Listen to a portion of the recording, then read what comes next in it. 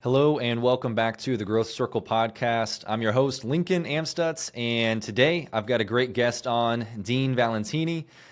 He is a friend of Growth Circle podcast. He knows Jake Ingledew, was on for a shorter episode, episode 43, and I'm excited to have him on today, as well as Anthony Marable. He is working to get into the podcast, so hopefully he'll join us here shortly. But want to kick things off by giving a little background on Dean. So Dean GOGS Valentini is an active duty Air Force flight test engineer. He began his journey to financial freedom in 2017 when he bought his first house hack in Fort Walton Beach, Florida. Since then, he has acquired 2 more house hacks in Denver, Colorado, 1 long-term rental and 1 short-term, as well as 15 multifamily units in Dayton, Ohio, owned and managed with his business partner, Rocky. He is also an avid technologist, health and fitness enthusiast, investor in stocks and crypto, and serial entrepreneur, having built several other businesses along the way, including being a licensed Colorado realtor. GOGS is passionate about sharing lessons learned from his journey with the goal of helping others rapidly achieve financial independence. So without further ado, it's my pleasure to introduce Dean. Welcome to the podcast. Hey, thanks, Lincoln. Pumped to be here, man. This is, I know it's a long time coming. We had to reschedule once, but I'm excited to get into it with you. Yes, sir. Made it happen. Made it That's happen. right. Well, yeah, I wanted to start off. I know you've got an impressive resume both in the military and in business, with house hacking and multifamily real estate. How did you initially get into, real estate in your first property, and how was that working a W-2 job, with the military and combining those? Yeah, so my first property, I kind of lovingly call it my accidental house hack because I didn't listen to Bigger Pockets at the time. Like I wasn't going in with the intention of getting into real estate investing. It was kind of just me being cheap and wanting somebody else to pay for my mortgage. Like that was it, man. I lived with a friend of mine as his roommate in a house he owned for about a year. And then I was like, oh, well, if he can do this, I'm paying his mortgage. If he can do this, so could I. So then I went and found a good house that kind of fit the mold, and just, why reinvent the wheel, and did the exact same thing and rented out the rooms, the other extra rooms to a couple of my buddies that I worked with. At the time, it was kind of like not quite breaking even. It was offsetting most of my mortgage, but not, I was still coming out of pocket a little bit, which was still way cheaper than rent would have been. And then now, fast forward, whatever, 5-6 years later, and the thing, it's a single family home and it's cash flowing about $1,000 a month, which is, I think, pretty impressive for a random, relatively inexpensive single family home. So Absolutely. No, that's huge. And you got into it not necessarily seeing this strategy of house hacking as, a lot of people talk about it, but just, hey, this is going to save me on my mortgage. Let's get into this. And then, now it's actually cash flowing and making you money, which, $1,000 a month on a single property, pretty impressive. Uh, yep. and were you able to lock in like a long-term mortgage on that because it was a single family residence? Absolutely. Yeah. So because I bought it, with the VA loan, which helped, and you'll usually get a little bit lower rates for folks who don't know that's the military loan. You'll usually get lower rates than even like FHA or conventional, even as a primary residence loan. So that helped. And then again, being a primary residence, that helped me lock in that, 30-year fixed rate. And at the time rates were, this was 2017. I think it was like 2.25%, which is insane. Right. So, very, very good rate. It's, as long as I don't refinance, it's fixed for 30 years. And my tenants are paying off the mortgage, building equity. The equity in that house, or I should say the value of that house, is about doubled since I bought it. I mean, with the market doing what it does. So, it's all wins. Like time heals all wounds in real estate. It's really, really powerful. Right.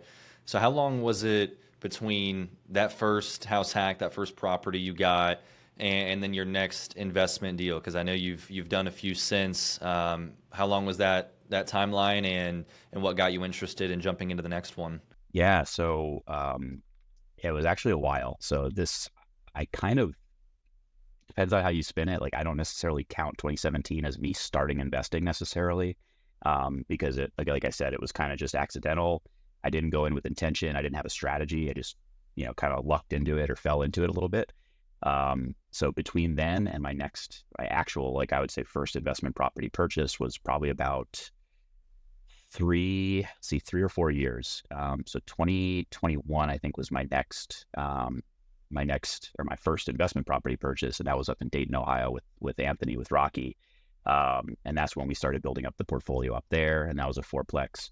And as for what got us started, I mean, I alluded to it earlier, but like I did start listening to Bigger Pockets in the interim there, and he and I both kind of listened to it independently. We were classmates. We sat next to each other in test pilot school at the Air Force, and it was actually after we graduated, we were just sitting down having some brown water together, and we are just chit chatting about the future and whatever else. And he's like, "Yeah, I've been listening to a lot of Bigger Pockets." I was like, "Oh no way, me too." And he's like, "Yeah, I've been really kind of wanting to get into real estate investing." I was like, "Yeah, me too." And then he's like, "Should we go buy some properties together?" And I'm like, "Hell yeah, let's do it." And then 2 months later, we had our first fourplex up in Dayton. So, I mean, it's the power of taking action. It's like just setting a goal and crushing it. So that's how we try to live. That's huge. That's huge. And it's awesome to have somebody like that you were just having this Yep. conversation with. Oh, you listen to this podcast on real estate as well. Perfect. Yep. And then that can also give you that extra motivation and help in getting that next deal going, right? 100%. Just somebody Yep. else that is willing to bounce ideas off of, kind of take some of that risk and go for it. Was it at that point, how did you start looking for deals? Was it just looking on the MLS in a certain area that you were familiar with, or how did that come about? Yeah, we didn't do anything fancy to start. I mean, like you said, we were on the MLS. We got in touch with a realtor up there that was referred to us by actually one of your former guests, Charlie Cameron. So he kind of got us hooked up in that area. We had some other contacts in that area just from people we knew as well. I mean, it's a big military town with Wright-Patterson Air Force Base up there, which was another pro, right? It generally adds stability to an area, a lot of renter pool. So that's I know some folks actually invest purely on that strategy. They look for military towns and do that. That was one of our factors, not the only factor. But yeah, we got in touch with a good realtor up there, investor-friendly realtor. Started looking at MLS deals and jumped on the first one that met our criteria and looked like it was a good thing to get into. So it's worked out great. Right, right. I kind of want to even back up a little bit. Sure. Like, why real estate investing for you? Obviously, you had done that house in 2017 and it worked out great. But yeah, why real estate investing versus other sorts of investing? What initially sparked that interest to get into something a little bit bigger, fourplex there? Yeah. So I guess two parts to that question. Like you mentioned in the intro, like I do invest in a multitude of different things. I like diversity, but I probably have, I would say 80+% of my, of my investment in some form of real estate. And the reason for that, the reason we kind of picked that is there's not really that I know of any better, maybe the exception of buying businesses, but like there's not really any better vehicle for growing, like rapidly growing long-term generational wealth. It's an asset. You can touch it. You have full control over it. Like I don't decide what Microsoft's board of directors does when I invest in their stock, but I can dictate how I run my property and how I deal with my property. So having that input, having that control is huge. Again, it's an enduring asset that lasts for, hopefully, if it's maintained well, 100+ years. You are building that equity through multiple different sources. You have your loan pay down, like your tenants are hopefully doing for you. You have that depreciation, which, yes, there's recapture of that later on, but it's a great tax advantage. There's tons of tax advantages on top of it, like write-offs and deductions, et cetera. And you're also, in theory, hopefully cash flowing. Maybe not right away, again, depends on your strategy, but it's also going to be generating you income as well as all those other benefits where you're kind of looking more for the long term. Absolutely. No, I think you hit the nail on the head. There's just a lot of subsidiary benefits. You can look at the cash flow, and obviously that's great. That's instant, but it's a lot of the long-term buildup over time. So how do you balance that with other forms of investing? Because I know you're mentioning being in, some stocks and crypto. Do you have a certain amount that you're like, hey, I take this whatever income I'm making and I divide it up evenly, or how do you decide to spend your money, your time on different investments? Yeah, nothing quite so fancy. I should probably be a little bit more intentional about it, but it is a little bit kind of back of the envelope. I do try to keep a good balance. So I don't know if you're familiar with Nassim Taleb at all, but he talks about the barbell method, which is essentially you should have two ends of the barbell. You have your stable, like secure, low risk side, and then your high risk, high return side of the barbell. And it should look like an unbalanced barbell. So you should have like 80% of your assets in the stable, low risk, kind of cash flow, reliable income stream side, which for me is real estate. And then about 20% in your high risk, high return, high reward type side, like which I consider to be things like crypto, and even stocks to an extent, depending on how you invest in those. So that's how I try to balance my portfolio. I don't crunch the numbers too frequently. I'll look at if it's really out of whack. I'll try to rebalance. But I just kind of go as I feel, and dollar cost averaging is huge as well. I don't really try to time the market. I don't think that really works out well for too many people unless they get really lucky. But so I would say that's kind of how my allocation works, and I try to stick to that. So if I have a little bit of extra cash every month, I'll try to allocate that accordingly and kind of stick to that 80-20 principle roughly. Mm-hmm. So you're not necessarily trying to, day trade, No, short nope, term, anything like you're long term there. That's just another investment tool for long term wealth yep, building, but on the higher risk tier, perhaps. exactly. Yeah, and yeah, if you want to, I mean, I have friends that invest in options and stuff like that, options trading, and there's certainly a method to be very successful with that. But for me, it's like the time trade-off. Like I just don't have the time right now to be paying the attention I would need to be successful with that and spending the time on it. So maybe one day, I think it's fascinating. And again, you could be very successful. I have some good friends who are making a ton of money in options trading without a lot of risk, but you have to know it really well and really, really understand your strategy. So for me, again, yeah, like yes, crypto is a risky asset, but I believe in the fundamentals of it. I believe in the long-term potential and adoption, and I only invest in tokens that I understand, and I believe in in the long term that they'll be around for a while, that they have utility and are not just like meme coins like Dogecoin and that sort of thing. So I think I like to think at least I hedge my risk a little bit with that, but still also gain some of that kind of asymmetrical upside as they call it, where it could 100x, 1000x in the next couple of years potentially. For sure. Absolutely. And I think there's, that distinction there of just because it's not your focus and you're not going to spend, a large quantity of your day to day on this investment strategy of crypto stocks. It's not to say you're not educated in it. You're not spending time learning, okay, where am I putting my money? Is this something that I believe will be here for the long term that has utility, like you're saying?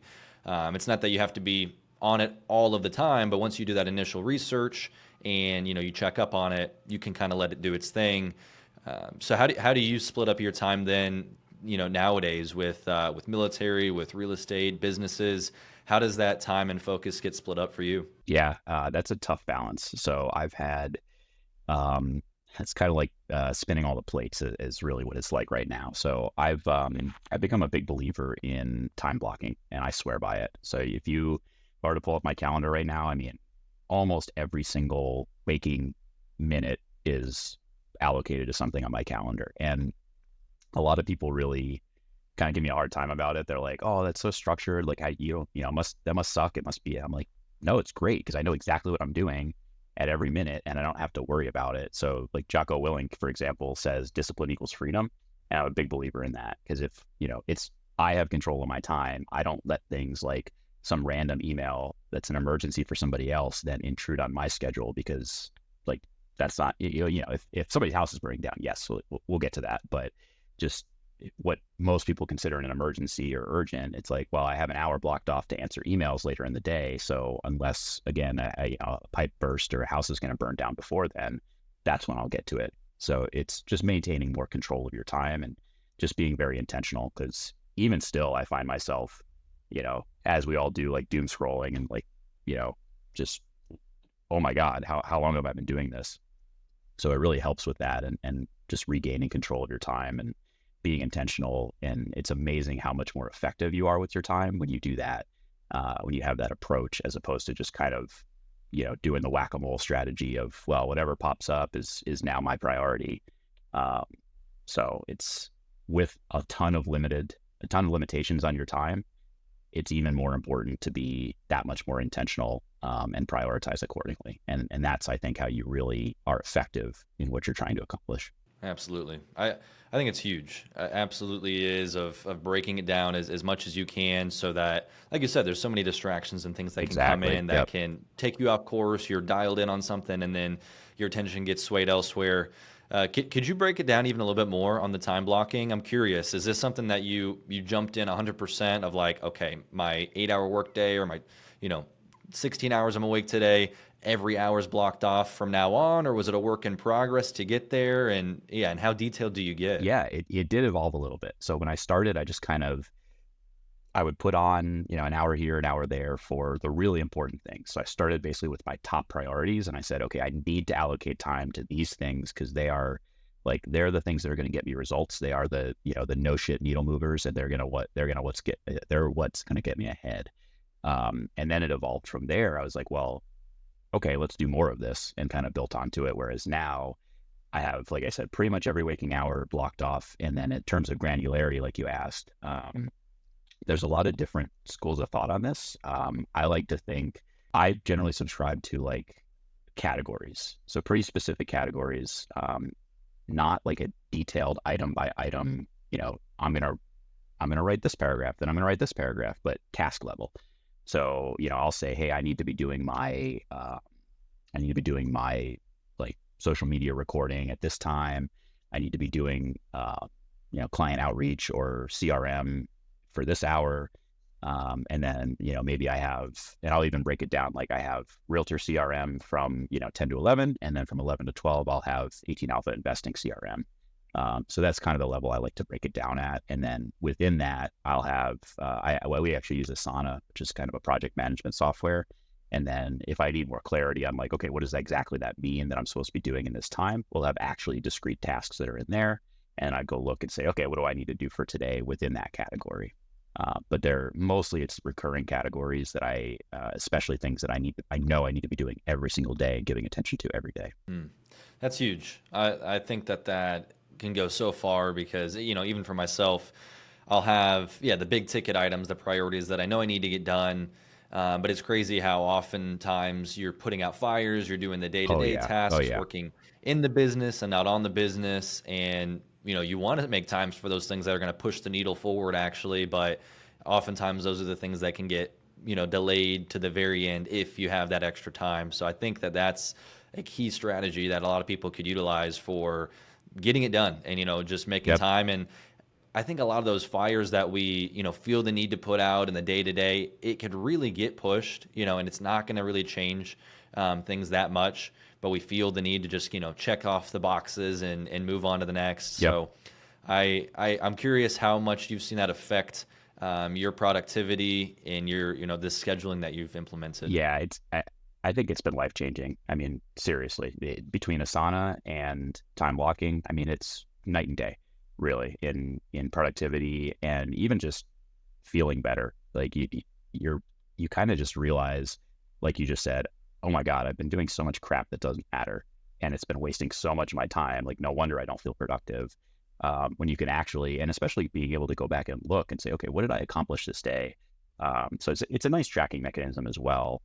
But like you said, there's that matrix between urgency and importance. And most of the stuff we do is at least we think it's urgent, but it's not important. So that really it's trying to shift that balance or that focus back to the things that are either urgent and important, which is typically very few things, or important but not necessarily urgent, as opposed to working on the things that just aren't important. So I think it's been game changing for me. And the other advantage of it, I'll say, is learning yourself and structuring your schedule accordingly. So if I know that I am most creative in the morning, that's what I'll try to do. Some of the more creative tasks, like again, social media, content creation or stuff like that, writing up the newsletter, stuff that requires kind of those creative juices to be flowing. Whereas if I know later in the day, I'm just, I'm tired, I'm like not having it, and then I'll schedule that stuff for early in the morning. Another approach to that is scheduling your most important or your highest priority tasks first. So I try to do some conjunction of that and know where I'm at in my headspace, as well as what's most important, getting that done first, so there's no chance it falls off the plate. And I don't like working out in the morning, but that's generally why I work out in the morning, because I'm like, I'm getting it done. It's my number one priority. It's going to happen. And then everything else in the day, we'll get there. Right. I like it. I wanted to go back a little bit to your investments, the real estate that you're in. So you got this fourplex, and we can dive into some of these a little more, but can you describe, a little bit of the goal for that deal, if it's, a long-term rental or what you're doing with it, and then some of the other properties that you picked up afterwards? Yeah, absolutely. So that first one, actually all of our investment properties up in Dayton, Ohio are all long-term rentals. So we haven't gotten fancy with that. It's a smaller market. It doesn't appear to be a ton of demand for a lot of the other strategies like short-term or even medium-term. There are some hospitals up there, so medium-term might be a decent option if we're trying to target some of the traveling nurses. But we've just kind of stuck to what works, the boring stuff that gets results, and it's worked out for us. So those are all long-term. As far as what else we have up there, we then, after that first one, we then went out and got a duplex. I think it was like 2 months later. The intent was to have that be a student rental. So kind of rent by the room strategy. It's right next to University of Dayton. Didn't end up going that route. Again, kind of just stuck with what worked. We didn't really have the bandwidth to dedicate to managing a rent by the room strategy at that point. So then we just kind of filled it with long-term. It's actually been cash flowing really well, surprisingly, even without the rent by the room strategy, which in theory should cash flow even better. But we've been happy with it. So again, if it ain't broke, don't fix it. And then we got 2 more fourplexes after that, all kind of in the same area. So kind of, again, lather, rinse, repeat, like, hey, the strategy's working, like, let's just keep doing it instead of trying to get fancy and get shiny object syndrome and go off and do something else that, who knows, right? And a sexy thing at the time. Right. I like that. And remind me, is it why Dayton, Ohio? Because I know you're in Colorado, currently. Is that where Anthony is at himself, or another reason why that area? Yeah, so he is now. When we started investing there, both of us were still in California, still stationed out there. So it was not necessarily geographical. We did have some folks up there, some connections that we knew. And then again, the realtor that Charlie referred us to, he had invested in that area. So he kind of said, hey, I liked it. It's worked for me. Of course, we did our own market research and kind of decided, hey, this looks like a strong market for what fits our criteria. So stable to positive, job growth, population growth, good job diversity, career diversity up there. These are some of the kind of the main metrics we look for. Midwest town, it was cheap and it cash flowed. The appreciation that bit us a little bit because we did try to do the BRRRR strategy, and that took a little bit longer than we anticipated because that appreciation and just the quantity of sales for comparables were just not there. So it worked out in the long run, but we did not factor that in. So I would recommend people consider that. There's always trade-offs, right? So especially if you're trying to do a certain strategy like BRRRR, so buy, rehab, rent, refinance, repeat. If you're trying to do that, the refinance part requires that you have some form of appreciation, whether it's forced because you're renovating the units or just the market appreciates on its own. And then this is the part that we underestimated was comparable sales. So if the appraiser comes in and says, I don't have any sales for the last 6 months, they're not going to give you what you think it's worth. Now, if it's a commercial property above 4 units, that's a little different because you can value it based on your NOI, your net operating income, and then a multiple, which is called a cap rate. And then you can value the property based on the income. So you have a much higher degree of control with commercial properties when you're trying to do that kind of refinance strategy. But on residentials, what they do is they just use sales of other similar properties in the area. So you have to be very careful with that. And that's kind of what bit us in the short term. So we had to hold the property on the original loan a little bit longer than we anticipated, which wasn't a deal breaker. I mean, we underwrote very conservatively, so it all worked out. But again, just a factor that people need to be aware of that kind of caught us a little bit by surprise when we were just getting started. In that example, you must have had to hold your initial investment a little bit longer before being able to refinance and get that back out in some capacity. is this money that you're just putting into it yourself? Do you try and leverage out as much on these deals as possible? Like, what's the financing look like on these Sure. investments? So yeah, there's a couple different ways to do it. And again, this is a part of the reason that we got it wasn't that bad for us having to hold it longer, because we bought the first couple of properties on just regular conventional financing. So, rates were fine. It wasn't crazy. We weren't doing like hard money, which, you'd be paying 10 to 12% in interest probably. So we did that on some of our later properties. But for the first couple, there were tenants in place. They were habitable. They were in good enough condition. There was work that needed to be done, but they were in good enough condition where we could just get a conventional mortgage on them in our names. And yes, for the first couple, we just put our own money down on them. We did start partnering with investors as we gained experience after we did a couple of deals on our own to make sure, hey, let's not lose anybody else's money kind of thing, get some experience and make sure we know what we're doing before we risk other people's money. But for the first couple, yeah, it was just, we put down the down payment. We put the money up for the renovations and conventional mortgage, improve the units, get better tenants in place at higher rents, and then refinance down the road. Very nice. Very nice. As far as looking at the deal, analyzing it, I mean, you hadn't done a ton with real estate to this point. Where did all of this education come from for you on knowing how to, calculate the NOI and to do the burst strategy and to make this whole the deal work? Where did you kind of educate yourself in that process? Yeah, about 300 Bigger Pockets episodes and maybe about 10 books. So we did a lot of research, a lot of self-education up front. Probably too much, I would say. I don't think I don't think those last 150 episodes really bought us much more than if we just jumped in and started getting that experience. Now, that's not to say people should go off half-cocked and, unprepared, but you're usually more prepared than you think you are. And real estate is pretty forgiving. I mean, as long as you're not trying to play fast and loose, you at least have a good idea of what you're doing. And again, underwrite conservatively. I think there's a lot of forgiveness there. You can make a lot of mistakes and still at least break even. Reserves are huge for that. So especially if you're not super confident, super sure, haven't done it before, come in with more reserves than you think you need. And that'll keep you safe. And then time, again, like I said, kind of heals all wounds in real estate. If you can hold on to the property long enough, you're going to get that appreciation. Rents are going to increase. Just that's what they do. So as long as you can make the mortgage payments and keep the property in good shape and good repair, you're usually going to wind up okay on the back end. And then both of us being engineers, I mean, we had that kind of analytical mindset. I would say that's definitely one of our strengths is the underwriting side and crunching numbers. Plus, I like to nerd out on that stuff. I enjoy it. So it makes it easier. Oh, yeah.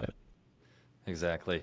Yeah, I'm with you. I kind of like the number side and breaking it down and the projections of what's this going to do, appreciation, loan pay down, rental income, and then, just Exactly. the process of getting it there and doing the deal. Okay, so for these burrs then, you're buying it, you're rehabbing them. That renting and refinancing, I guess a couple questions. The one on the refinance, are you finding that you're able to, after some time, get majority of your money back? Are you leaving, a fair amount of equity, or a fair amount of dollars in there for equity? Yeah, so I'll say on one of the ones we recently refinanced, we got all of our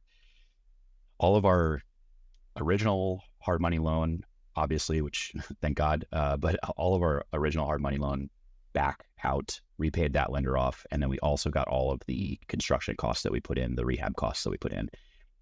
We did leave some of our money in there kind of from the original down payment that we did. But it still was a pretty good trade-off, I would say, in terms of like cash on cash ROI, for example. So the amount that we left in there compared to the amount it's cash flowing, is still what I would consider to be a good deal. I mean, we're up, maybe 15-ish% cash on cash, which is pretty decent. Like, it's not a home run maybe, but I think for most people, they'd be happy with that kind of return. Absolutely. And I'm sure with some built-in equity on top of that, just from forced Yep. equity and rehabbing the property and getting a good deal. And then, okay, after refinancing then, are you all renting them out, doing the management yourself? Have you found somebody locally for that? Yeah, so Anthony's up there now. So he PCS'd, he moved with the military up to Dayton.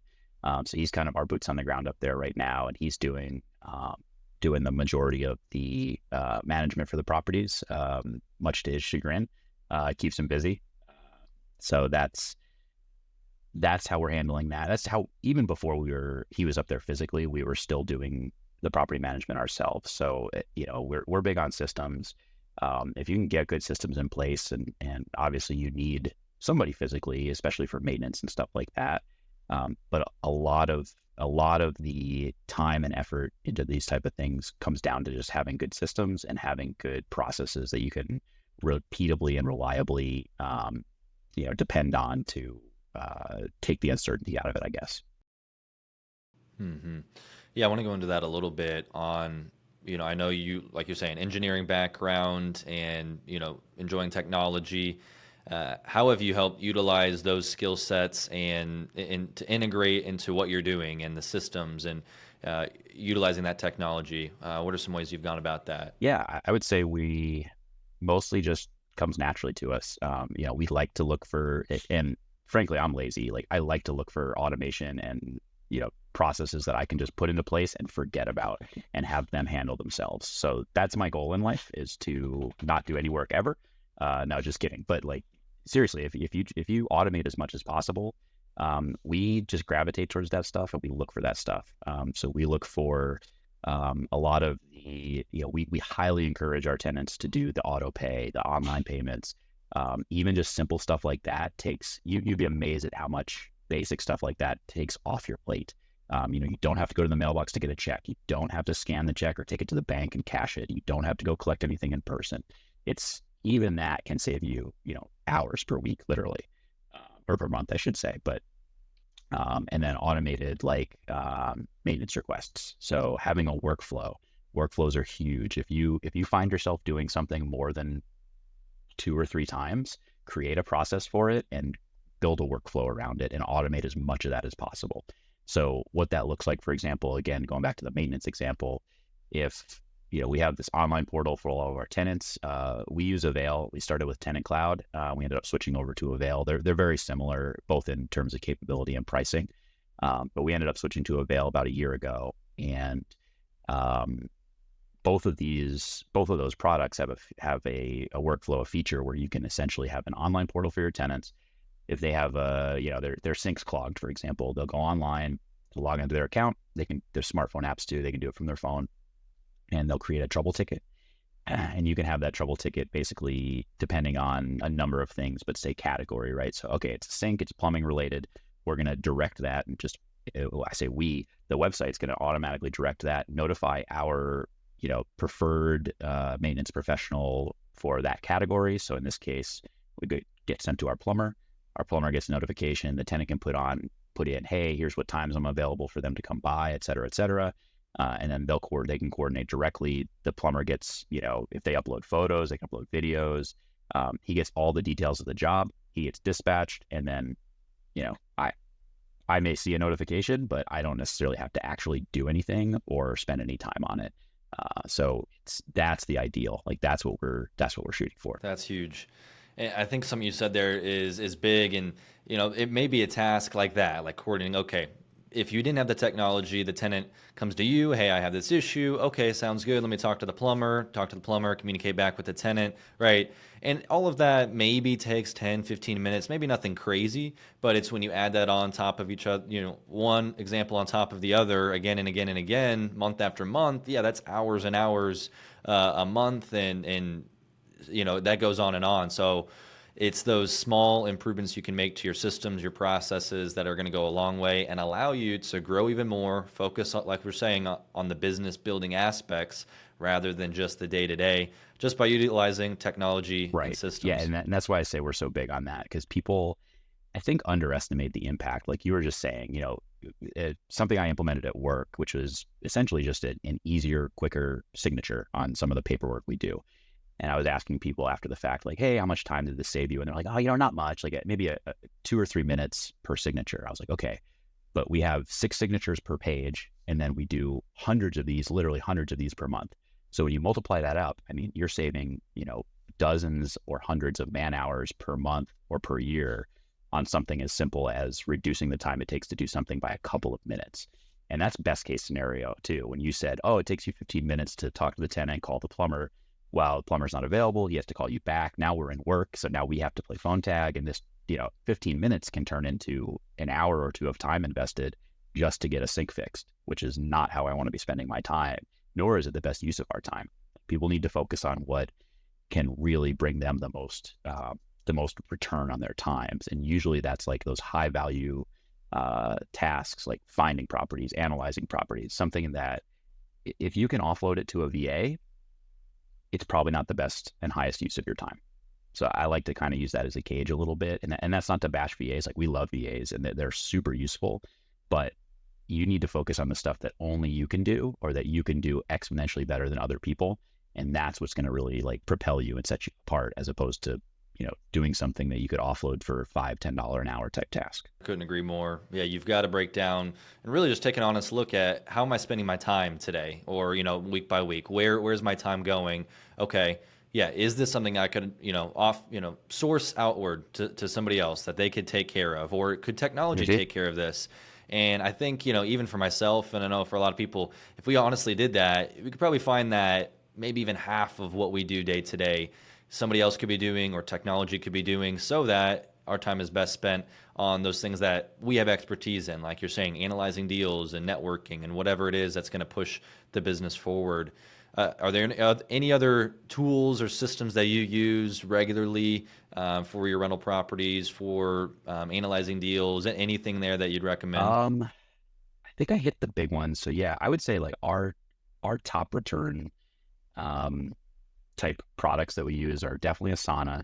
If people don't have some sort of task management software in their lives, and even just for your personal life, I mean, that's the first thing I'd recommend for everybody. Like, I cannot emphasize that enough. Go get some sort of organizational tool. A lot of people use Notion. That's highly customizable, but it takes a little bit more work to get it set up and built out to how you like that. Also, you could also build a task management suite in there. But again, it's more work because you kind of have to build a lot of it yourself. Asana is like prepackaged and it's free. I mean, they're both free. They're great. Some sort of rental property management software like Avail, Pen and Cloud, Rent Ready is another one that I think a lot of people like. Those are the big ones. The other, I'd say, broad brushstroke tool or technology that we like to leverage is we're both super bullish on AI. I know it's the buzzword nowadays, but like, I think people really, really underestimate how powerful it can be in freeing up your time, just expanding your horizons. Like, I'm not a very creative person, so I like to rely on it. I treat it like just a friend that I can bounce ideas off of. So even if you just go into ChatGPT like for free and you just start typing and say, hey, what do you think about this? Or like, give me some ideas for this. Or, hey, what's trending now that it's connected to the internet and like Bing and stuff? Hey, what's trending with, real estate? Like what are the trending topics in real estate investing? And then maybe that's a good content idea. If a lot of people are searching for it, that means there's a lot of eyeballs that are on it. And then that's not even scratching the surface, but like, if you really just want to get started, I think that's a good way to get started, kind of learn how to talk to it. Cause there is a strategy, people go in there and type crap and it's like garbage in, garbage out, right? If you're not talking to this thing properly, you're going to get garbage back out. So I think a lot of people blame, it didn't give me what I wanted. It's like, well, you don't really know how to talk to it. So there is a learning curve a little bit, but it also is designed to be conversational. So it's designed to be intuitive and you just talk to it like you would another human. And that does work to an extent. Yeah. Yeah, that's a big thing there. Is it's a new technology, right? It's something that we haven't seen in this capacity before. So you've got to familiarize yourself with that technology, and it's not just going to automatically maybe work, not these mind powers of like, okay, it's just going to bring me the data or the whatever I need. Like, you've got to learn to interact with it, like you're saying. And so just spending time on there, typing things in, asking questions, I think is going to be a great way to get to know AI, and then start to even give yourself ideas of, okay, this is how I could utilize this. These are things I could research, check in on, that it could give me quick information for. Have you found anything specifically with real estate you've been able to utilize AI for, or maybe see a direction you could utilize it more in down the road? Yeah. I mean, I mentioned content creation. Again, that's one of my weaknesses. So I tend to rely a little bit heavier on AI to help help me with that and kind of make up for some of my weaknesses. It's great for research, analyzing data, market research. I mean, you think about, these are computers that can look at essentially, you know, thousands and thousands and thousands of data points in a half a second and not forget anything. Like it has a perfect memory. It can look at every data point essentially simultaneously and make connections that humans just never would. So again, you have to be smart enough to ask it the right question to lead it to the conclusion that you're kind of looking for. You can't just say, what's the best real estate market to invest in? It's like, I don't know what you mean by best. So you have to define your criteria and you have to provide it with the proper inputs and prompts. But after that, it's just such a powerful tool because these are basically supercomputers that you can ask questions to like a human instead of trying to design some crazy Excel spreadsheet and then import all the data and blah, blah, blah. So those are two big ones. A lot of people get really wrapped up in like specific tools, specific AI tools, of which there are like thousands of them now. There's new ones coming out literally every single day. And I don't like to get too wrapped up on that yet because I think a lot of them are going to be gone tomorrow. And I don't want to get too invested in a tool, learn a tool and spend the time and maybe pay for it when it's probably not going to survive, the next couple of weeks or months. When things like ChatGPT, they're more generalized, but they can do, unless you're looking for a super specific task or like image generation, stuff like that, ChatGPT can do, 90% of what I would say most people need to use it for. So I recommend everybody start there. And like you said, go play with it. Like just go have fun and ask it to tell you a joke and just learn how to talk to it. That's really how you get started. Yeah, it's in 2023, it's not going anywhere, and I think the more familiarized we can get with it and experience there, the better set we're going to be when other tools, other whatever come along that are utilizing it. We're gonna be like, okay, I've already spent some time here. I know I can use it for real estate or research in this way. Let's go for it. So I think that's a big thing for people nowadays to be nailed ready. It. Like it's not going anywhere. I mean, people are terrified of AI taking their jobs, but they really, really need to be afraid of people who know how to use AI taking their jobs. Like that's the near-term threat. That's what's gonna get people in the next 5 or 10 years.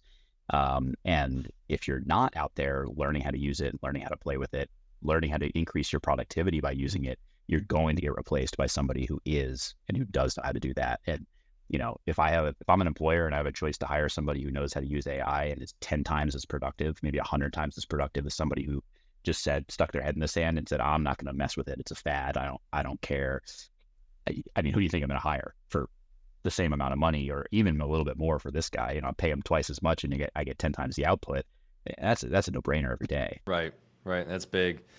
I want to go a little bit back to, for you on the rental side, you've invested, I know you said in Florida originally, Dayton, Ohio. Are you in other markets or are you looking to be in other markets, and how do you decide where to invest? Yeah, yourself? so I'm primarily focused in 3 markets right now. So Dayton, Ohio is where all of our 18 Alpha investing, our joint, kind of company business properties are.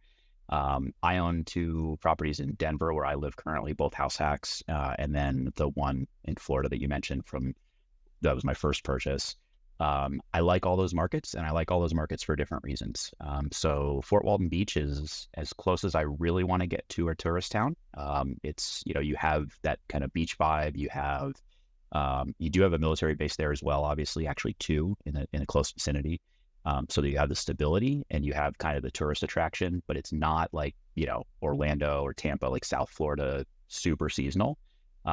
So in my mind, it's kind of the best of both worlds, and it's small enough where it's not, you try to buy a house in Tampa, for example, and you're paying a lot more than you'd be paying in Fort Walton Beach. So that's nice. You still have a lower cost of entry, but you get the demand that a beach town brings and a military town brings. And it's seen pretty good appreciation. So that's kind of my balanced market, if I had to put it that way.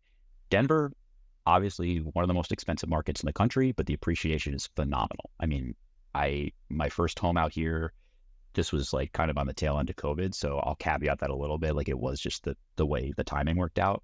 But, my house appreciated through no fault of my own. I did nothing, essentially. I bought it and 6 months later, it was worth $100,000 more. So it's like, you cannot beat that appreciation. That's like your West Coast type appreciation, your California, Denver, stuff like that. Those really hot in demand markets. And then balance that with the lower cost of entry, higher cash flow, more stable but lower appreciation Midwest market of Dayton. And in my mind, like that kind of hits all the big points. And of course, like I mentioned earlier, there's other metrics and criteria and factors we looked at, like the statistics for those areas and making sure that they're, a growing market and a stable market.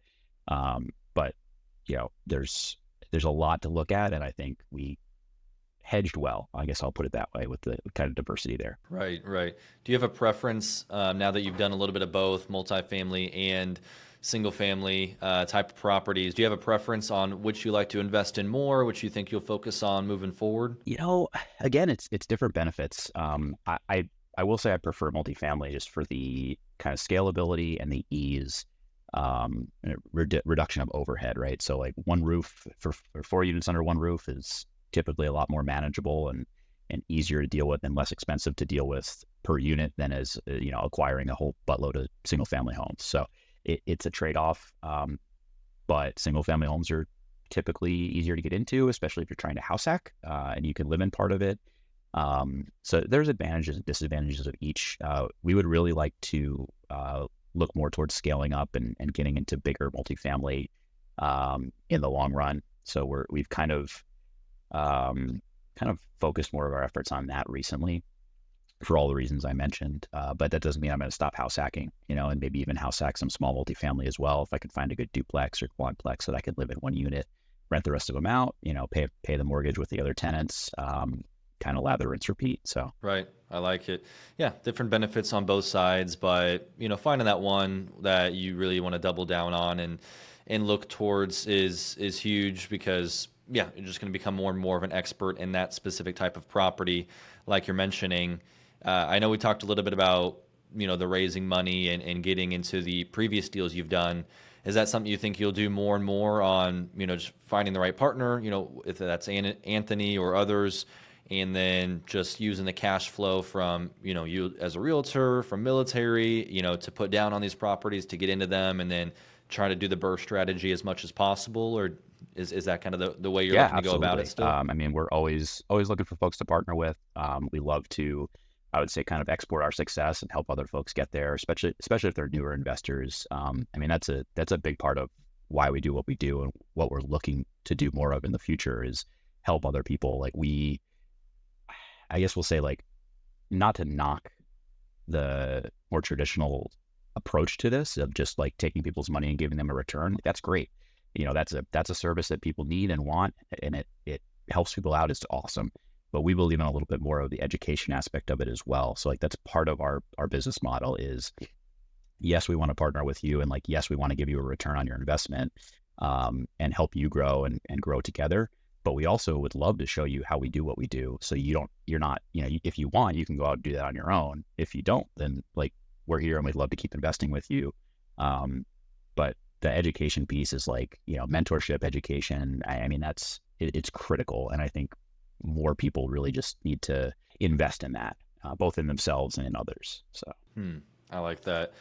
Similar to you, I got started listening to a lot of Bigger Pockets podcasts. I was mowing lawns and just had that on repeat for hours, and then audiobooks and all those things. And it's like I get a lot of value from other people that have kind of gone before and, shared their journey, their story, strategies, whatever it is. So like you're saying, if you can turn around and do the same to others with that mentorship, with that training and giving them some insight, I think it goes such a long way. And not being afraid of that education of like, oh, if I tell my private lender or financial partner like the inner workings of this, then maybe they'll just go do it on their own. And maybe that's the case, but maybe they're just going to feel more confident and educated to double down and do more with you and make this even a larger thing. So I think your focus there is going to go a long way. I appreciate that. Yeah, that's, the podcast is called The Growth Circle. Like, we're all about the growth mindset, man, the abundance mindset. Like, if you're trying to trap people by keeping them ignorant, that's not the way to go about doing business. Like, it's going to bite you in the long run. You're going to have, things come full circle. Like, you're going to have much more success if you give, Like people recognize that, people appreciate that. Just be selfless with your time and your resources, and just pour into other people. And like, I promise you'll get it back 100-fold. Like seriously. And people, I think some people never learn that, but it's sad because it, it's almost magic. Like it's the closest thing to magic that I know. It's, and I had to learn that as well. Like I was kind of in that transactional mindset previously, and I had to learn that it doesn't necessarily make logical sense, but it just is. Like it's a human condition, man. Like people are inherently good. I think like, you pour into somebody, you give all you can give, and it's going to come back to you. Maybe not from that person. Like you may get screwed over a couple times. It's going to happen. But I think in the long run, karmic justice, whatever you want to call it, like it comes back. That's good. Yeah, I wanted to ask as far as like what you're working on currently, and then maybe even some goals that you've got for, the remainder of this year, the next couple of years that you're looking forward to.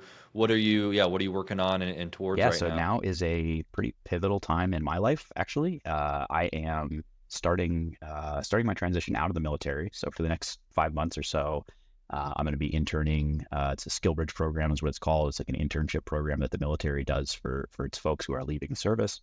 So I'll be working with Charlie Cameron, again, one of your previous guests that I know pretty well, with his company, Serenity Stays. So I'll be working with them, helping them, again, improve their systems and kind of build that out and expand a little bit.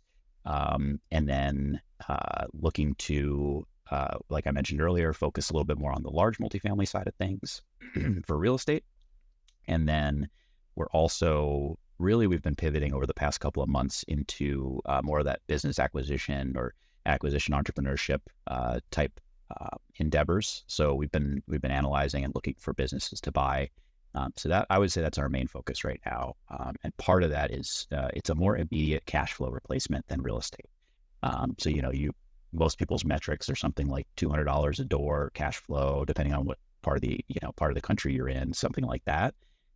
Whereas buying the right business can immediately replace 100+% of like your military salary, for example, right off the bat. And could take you roughly the same amount of time to acquire as a piece of real estate, maybe a little bit longer with due diligence and stuff. But so those are kind of some of our main focuses that we've been looking on. And then just more education and outreach. Like I said, that's a priority for us. We really want to help folks and help them be able to go out on their own and do this on their own and reach financial freedom, like reach export some of the success that we've seen. I like it. No, that's exciting stuff. And again, I think it's neat, the diversity that you have in your investing, right? You got some of the traditional stocks, and then you've got the maybe higher risk cryptos, and then you got real estate, but you're also looking into these businesses because these are all methods that are going to allow your money to work for you and not you to have to work for your money each and every time. It's obviously a lot of education, work up front, but things that will allow it to run without your direct intervention. So I think, I'm excited to kind of see where you take that on the business side as well as real estate in those endeavors. So I want to kind of transition here to the time where we ask the same 4 questions to each guest. So if you're ready, I'll throw the first one at you here, Dean. Number 1, what is one of the best pieces of advice that you have been given? Let's see. That's a tough one. I've gotten a lot of good advice. I would say ruthless prioritization. So you need to be intentional. You need to just, first of all, identify what, again, like we were talking about earlier, what's going to move the needle? What is your highest return on your time? And then almost to the exclusion of everything else in your life, like become obsessed with that. And that's what you need to focus on. That's how you need to dedicate your time and just obsessively pursue. So it sounds like we're kind of doing a lot of things, and we are. And that's something that admittedly we both struggle with, is kind of focusing down and picking that one thing that's really going to move the needle. But I also like to think that, again, with the time blocking, et cetera, it's intentional and we prioritize and act accordingly. And if things fall off, like, that's fine. You need to focus on those priorities. Mm-hmm. I like that. Yep. Just drilling down into the one thing and leaning on that, exclusively going for it. Number 2, what is one of your favorite business books? So I'm not finished with it yet, but this is quickly making the list. So Harvard Business Review, Guide to Buying a Small Business. So there's a ton of great info in there. It's not as stodgy as you'd expect a book from Harvard to be. Actually, it's kind of a fun read. And then I'll cheat. I want to say another one as well. Alex Hormozy, his $100 million offers. Like that book is mind blowing. Whether you're in business side, sales side, real estate side, I mean, there's something in there for everything. And talk about a fun read. Like he's a great author. I assume he wrote it himself. I don't know if he's a ghostwriter or something, but it sounds like he wrote it himself, and it's his voice, and it's just fun. It's just fun to read. Yeah, yeah. I like Alex Hormozy and his content. Yeah, fun guy. I haven't read that one. Is this the new one that he just No. released, or So has this $100 been out million for a little bit leads longer? is his next one. That's coming out, I think, next month, maybe August or Okay. September. Okay. This was his first one, the big purple book. Yeah. Yes, definitely. Yeah, it's on the list. I Yeah. got to get to that one for sure. Good, good. Well, number 3 then. What is one character trait you notice that successful people commonly share? I'll say stubbornness or tenacity, depending on how diplomatic you want to be. Just the ability to, I guess it even goes further than that. It's the ability to defer results or outcomes, right? So you bash your head against something for a year and you don't see any results, but you're still going at it every single day. Like that's what makes a difference. And it's not to say you should pursue something that will never bear fruit. You have to be, you have to have the introspection enough to decide, is this fruitless or is this I just haven't done it long enough. So that's the challenge, but the ability to do that, if you decide it is something that is worth pursuing and you're on the right path. I mean, that's 100% that by and large, stands out among any other trait, as far as I'm concerned. No, I definitely agree with you. You've got to have that ability to persist and to stick with it past the point where Yep. most people will drop off, sticking with it to get those results, because you'll find them often if you're in that right spot. Well, then the last one is just, where can people connect with you? Yeah, appreciate it. I'm pretty active on Instagram at The Resolute Realtor and at 18 Alpha Investing, and the 18 is the number is 18. Dean at 18alphainvesting.com is the good email. But yeah, any of those, pretty active on Instagram, social media, that sort of stuff. Always happy to connect with folks. And like I said, I love nerding out on this stuff. So I'll talk your ear off if anybody wants to pick my brain or learn about anything that I could share. I'm always happy to do so. Definitely. Hey, no, that sounds great. Definitely reach out to Dean there. And I appreciate you coming on. I've definitely learned. I'm going to give the time blocking a go, because I've gotten better with some scheduling, but I think that could be the thing to take it to the next level. And so I appreciate you giving us insight into your story, and it's neat seeing where you're going with everything. We'll definitely have to stay in touch on some of the business I endeavors appreciate it. as well. We'll do a follow-up episode or something. But if you have any questions about time blocking or anything else, I mean, I'll be happy to chat with you offline and provide what pro tips or amateur tips I can provide. So Absolutely, yeah, and we'll have to get Anthony on, maybe another podcast or whatnot. Unfortunately, he couldn't join us here, but yeah, Dean, thank you again for thanks, Lincoln. joining us. It was an awesome here. time. Really enjoyed it. Absolutely. Yeah, well, thank you all for watching this episode of the Growth Circle podcast. If you found value from it like I did, leave us a rating or review down below, and we appreciate you tuning in. We'll catch you on the next one.